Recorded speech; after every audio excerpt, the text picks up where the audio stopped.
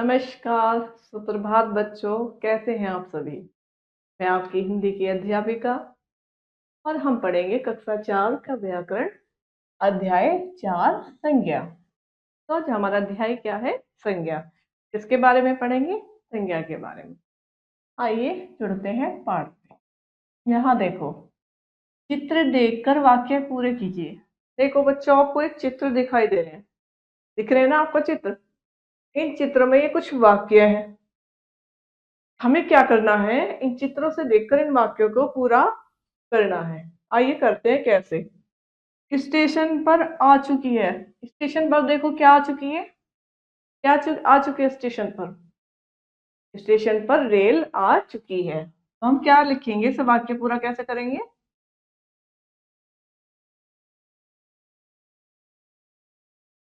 Rail, station पर क्या आ चुकी है? रेल आ चुकी है। अब दूसरा चित्र, युवती किससे?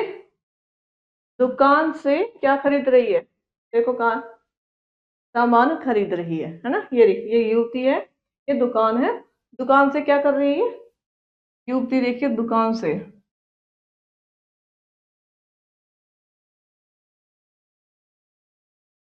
दुकान से क्या खरीद रही है? सामान खरीद रही है।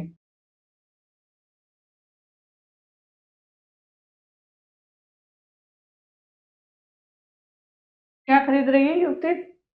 स्टेशन पर रेल आ चुकी है। युवती दुकान से सामान खरीद रही है। अब यहाँ देखिए, सामान उठा रहा है। कौन उठाता है स्टेशन पर? जो मतलब हमारे जहाँ पर रेल रुकती है, कहाँ पर? स्टेशन पर रेल रुकती है, तो वहां पर सामान उठाने के लिए कौन होते हैं बच्चों? कुली। देखो ये रहा कुली। ये बस इस चित्र में देखिए, तो कुली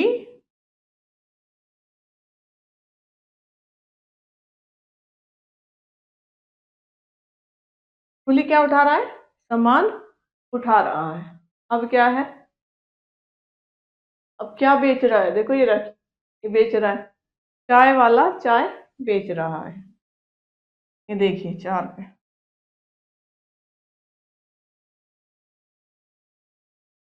चाय वाला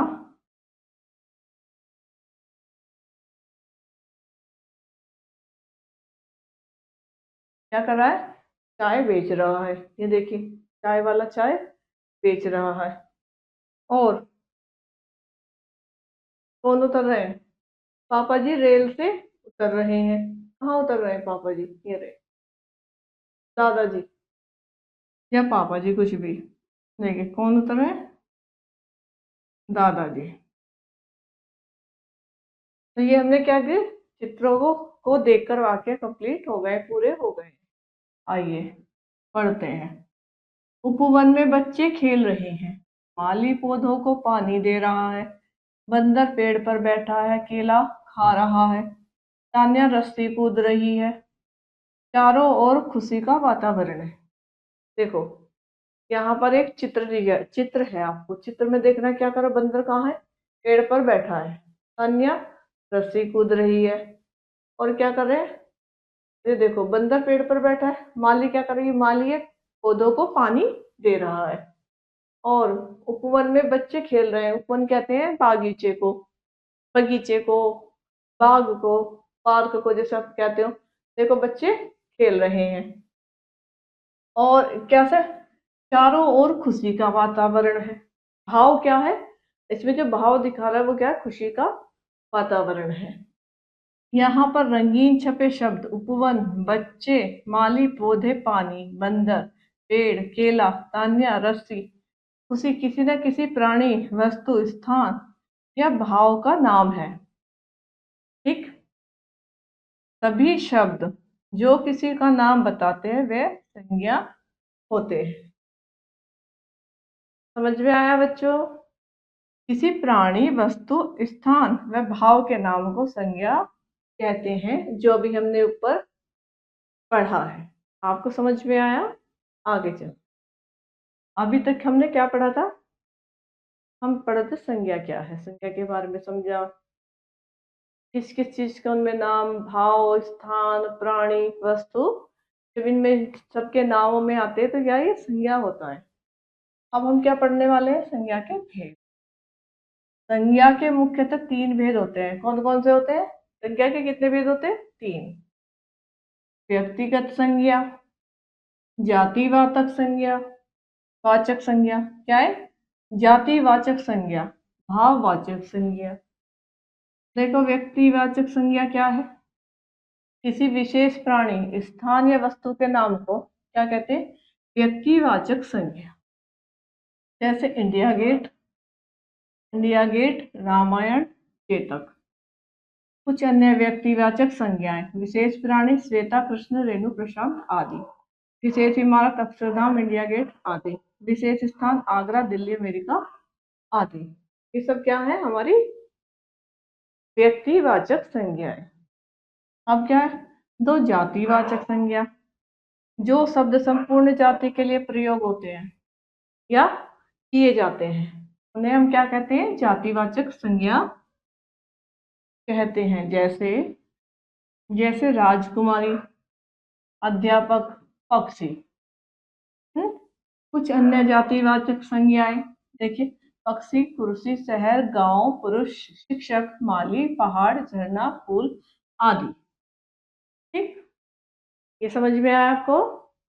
और भाववाचक संज्ञा, जो शब्द किसी व्यक्ति, वस्तु, स्थान के गुण, दोष, अवस्था या मन के भावों के बारे में बताते हैं, उन्हें क्या कहते हैं? भाववाचक संज्ञा कहते हैं। जैसे मेहनत, भाई वो मेहनत बहुत करता है, उसका भाव बता रहा है।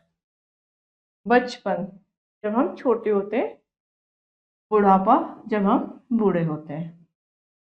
देखो, कुछ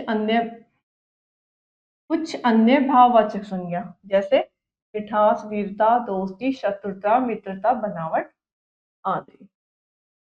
ठीक, कुछ अन्य भाववाचक।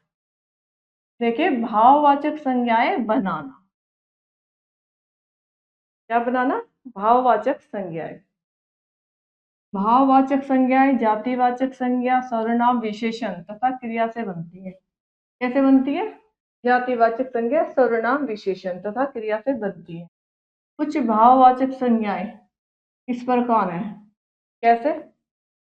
दोस्त, दोस्ती, पढ़ना, पढ़ाई, सजना, सजावट, गरीब, गरीबी, दुष्ट, दुष्टता, एक, एकता, चढ़ना, चढ़ाई, गहरा, गहराई, मित्र, मित्रता, वीर, वीरता, अनेक, अनेकता, लिखना, लिखाई, लिखावट, ऊंचा, ऊंचाई, बच्चा, बचपन, बूढ़ा, बुढ़ापा। तो हमने क्या पढ़ी? कुछ भाववाचक संज्ञाएं कि हम कैसे बनाते हैं, कैसे बनती है। तो आशा करती हूँ आपको ये अध्याय समझ में आया होगा। संज्ञा के बारे में आप दोबारा इसका अभ्यास करके और इस अध्याय को भी अच्छे से आप समझ सकते हैं। तो आज का अध्याय हमारा यहीं समाप्त होता है। हम मिलते हैं आपसे एक नई कक्षा में नए अध्याय के साथ। जब तक के लिए नमस्कार, धन्यवाद।